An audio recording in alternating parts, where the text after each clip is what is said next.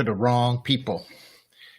I'm going to teach on 15 points that you might want to check off when using real people in your book. We're celebrating World Intellectual Property Day. World Intellectual Property Day. The whole world is taking note of their intellectual property. Are you? Are you one of those people who say, what is intellectual property? What is IP? Okay. So to get started, let me just say this. Okay. Let's get started. The most expensive thing you'll ever pay is attention to the wrong people. I'm Dr. Fred Jones. My doctor is a Juris Doctor. That's a law degree. I am a literary attorney. That is an attorney who looks over writings and stuff like that. I am a copyright attorney. The copyright attorney is an attorney who helps you protect your copyright interests. I am a United States Supreme Court attorney. I'm a business law and ethics professor at Kennesaw State University for many years. Also, I taught law at Louisiana College in Pineville, Louisiana for many years. I help high-achieving women and a few brave men to walk in your worth, value your voice, and build an economy around your story. So if you're looking to do that, you're in the right place. And if you want to understand intellectual property, I started on this journey in 1991. I was in law school, and Carrie de Bessonet said, intellectual property. And I was like, whoa, what is that? Intellectual property piqued my curiosity. And ever since that day, my friend, ever since that day, I've been on it. Okay. I've been on it. Okay. Voiceology. Let's see here. World Intellectual Property Day. Let's put this out there. World Intellectual Property Day. Your value is unlimited. Your worth is without measure, but your price is what you're willing to accept. Anybody? Your value is unlimited. Your worth is without measure, but your price is what you're willing to accept. Okay? Now, the first thing you need to know here is your book is intellectual property. Somebody need to put that down. Your book is intellectual property. Your book is IP. Why? What is intellectual property? Intellectual property is property of the hands and not property of the mind and not property of the hands. That's right. Property of the mind and not property of the hands. Okay. What are the three types of intellectual property? I want you to know this now. If you're going to be following me on Scope, I want you to be up on it. What is intellectual property? Okay. 15-point checklist when using real people in your book. All right. That's what we're going to do. And I ain't got but about 15 minutes. So I'm going to go through these like boom. But before I get started, I want you to know this. Okay. There are three types of intellectual property. There's real property, personal property, and then there's intellectual property. Three categories of property: real property, personal property, and intellectual property. Most of the world's wealth is housed where? In intellectual property. Most of the world's wealth is housed in intellectual property. Most of the world's wealth is IP. That's been the case for many, many years. And it hadn't changed yet. Okay, hadn't changed yet. Now, so I want you guys to go ahead and let me know where you're from. Oh, there is Dr. Yvette Young. Dr. Young, good to see you, ma'am. Give my regards to your husband. Please give my regards to the husband. Okay. There are three types of intellectual property, three types of property: real property, personal property, and intellectual property. Okay. So I want to give you a 15-point checklist when telling your real story. Are you ready to get started? Intellectual property. That's right, ma'am. That is a big deal. And this is what many people overlook. Now, intellectual property, property of the mind and not property of the hand. Okay. There are four types of intellectual property, Dr. Young. There are four types of intellectual property. And if you'll type these in the comment box as I'm sharing them out here, I would appreciate it. Thank you so much, ma'am. I appreciate you joining in on my broadcast today, Ms. Yvette Young. Appreciate you. Okay. I'm going to give you the four types of intellectual property, and then we're going to talk about this checklist. Okay. Are you ready? Number one is copyright. Copyright is intellectual property. Number two, trademark. Trademark. Okay. Number three, copyright, trademark, patents. Patents. Patents. Okay. All right. Now, number 4 is trade secrets. Okay. Trade secrets. Hey, Brad, I'm waiting on you to do a live scope. Brad, I'm waiting on you to do a live scope. Why don't you do any live scopes, Brad, over on Periscope? You got my attention, Brad. Why don't you do some live scopes and let us know who you are? Okay. Come on and do some scopes and put yourself out there, Brad. I'm waiting on you to do a scope on Periscope. All right. So the 4 types of intellectual property is copyright, trademark, patents, and trade secrets. Trade secrets. Now, let's get started. Okay. Your book is copyright. Your book is copyright. That's a big deal. That's a big deal. Number 1 thing that you don't ever want to put in a book, I'm going to give you these. It's going to be 15 of them, and we're going to keep moving. Number 1 is you never want to say anything that is about somebody that is related to their sexual behavior. Never put in a book that someone is a sexual pervert or they are sexually loose. Never write in a book about someone sexually. You can show, but don't tell. Never write something negative about someone's sexuality in a book. Number two, keep in mind, memoir books are subjective, okay? Subjective. Hello, Janice. Thank you. Books are subjective, okay? So when you're writing this, keep in mind that your memoir will evolve over time, okay? So you want to verify your memory. Verify your memory. Number 1, don't write anything about someone's sexual or criminal behavior. Okay.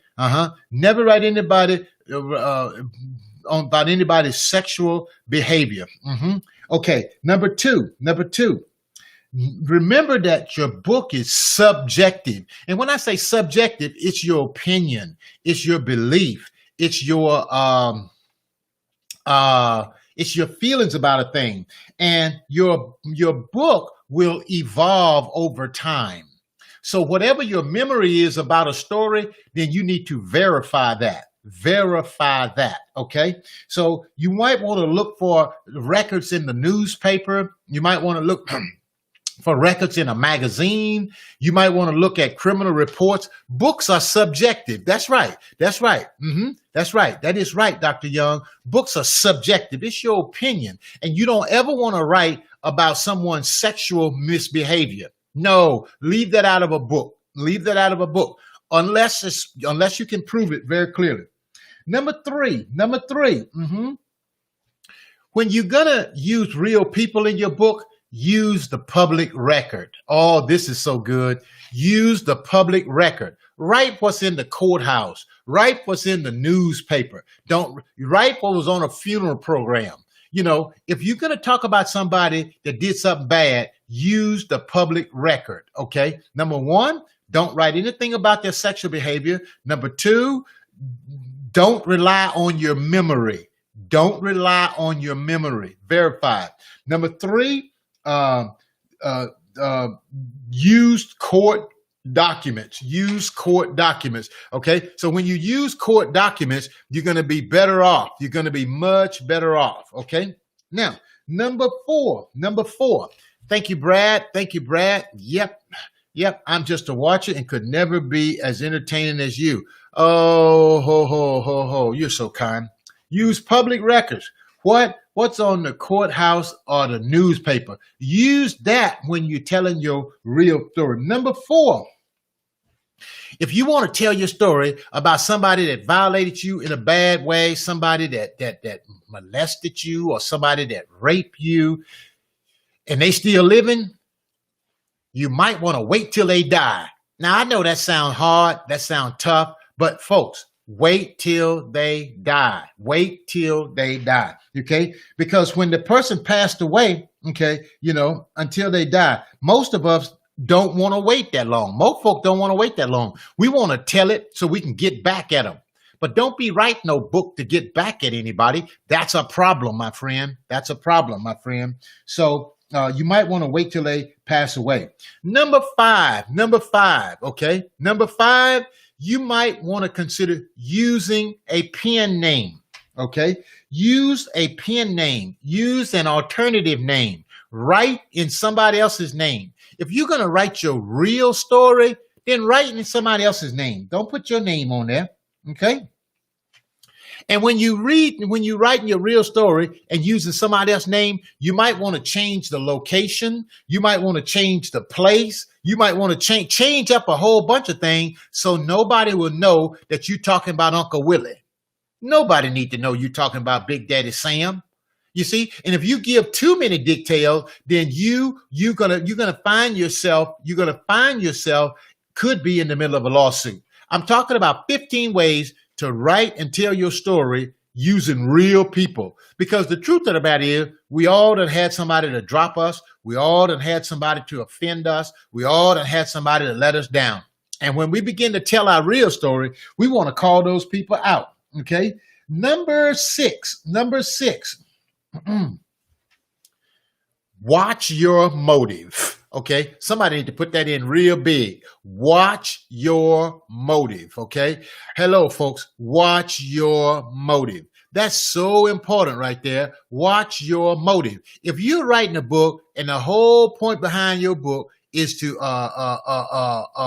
get even with somebody, you're gonna put around here and get in trouble. If your motive is wrong and you're just gonna slam somebody, your book is intellectual property.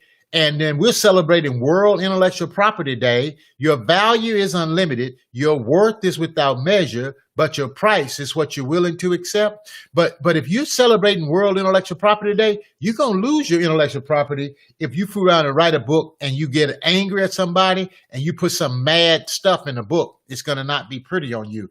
That's not going to look good on you. Okay, so be careful there. Okay, be careful there. Watch your motives. Okay, watch your motive. Number six. Number seven. Okay. You know, sometime I've been working with people, they want to write books and they want to get their book out to the world and they want to just tell all the details. Okay, so number seven, type in as needed.